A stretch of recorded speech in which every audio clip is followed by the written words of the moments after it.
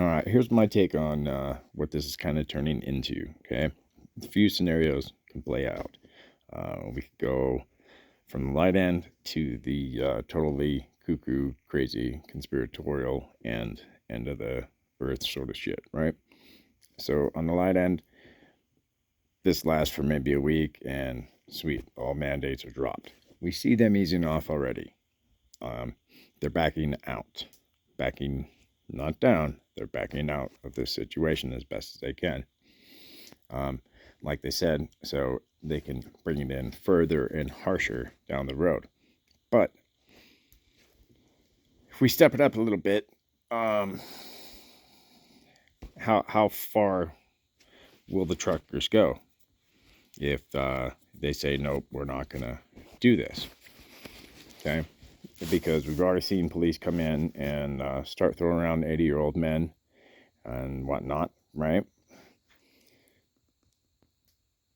So that could potentially turn into a more violent situation between truckers and police if things do decide to get escalated in the hold your line part of this movement.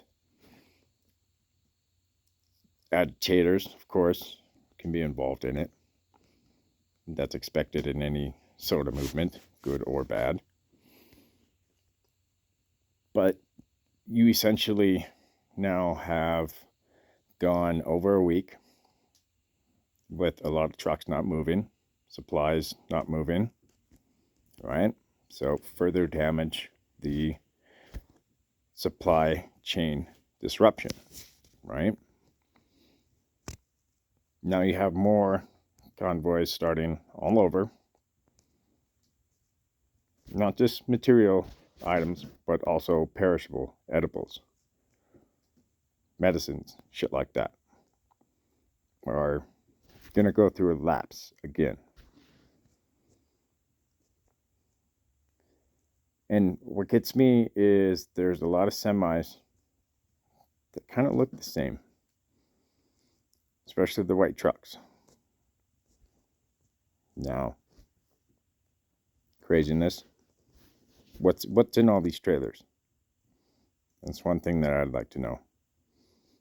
Because if they are independent and they are their own vehicles, then good for them. But if they work for a company, then more than likely all these truckers that are being involved in this are going to lose their jobs. They're going to be put on a list, and they're not going to be able to get hired by another trucker company for maybe 6 months, maybe a year, maybe 5, maybe indefinitely. So now who takes over, since we already had a trucker shortage? Well, here you go. Military can step in for a while the AI robot stuff gets worked out and the kinks get fixed. Meanwhile, you're going to have thousands upon thousands of truckers that are going to be out of a job, right?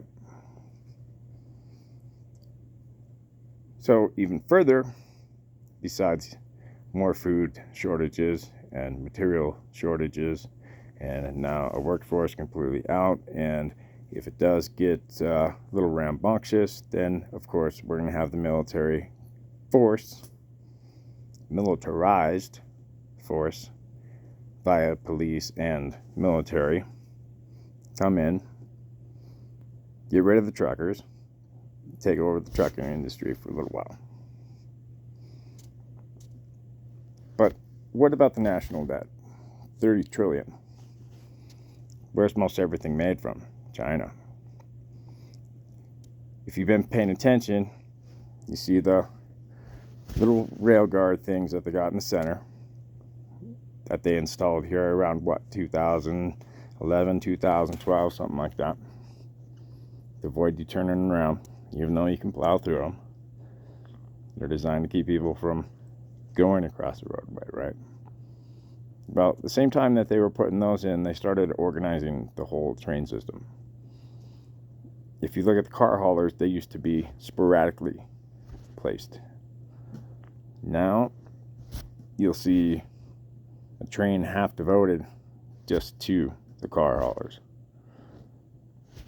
Okay, they've gotten a lot more organized. And recently, I just saw a very long train with a lot of semi-trailers on that train.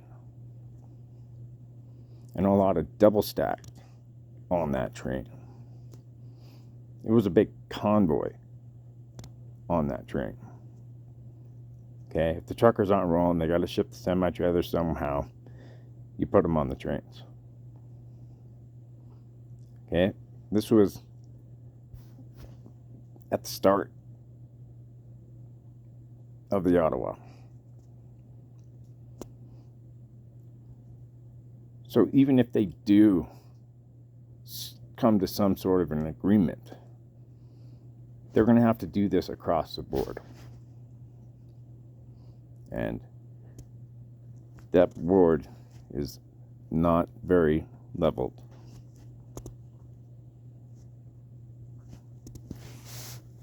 And more than likely, the way it's looking, it's going to be a little bit before things get rolling back on the road. So get your ass in gear, start learning as much as you can, get your stuff organized.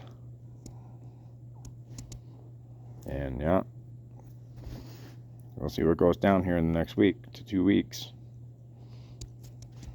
And how the, the fringe, peaceful protest shit goes.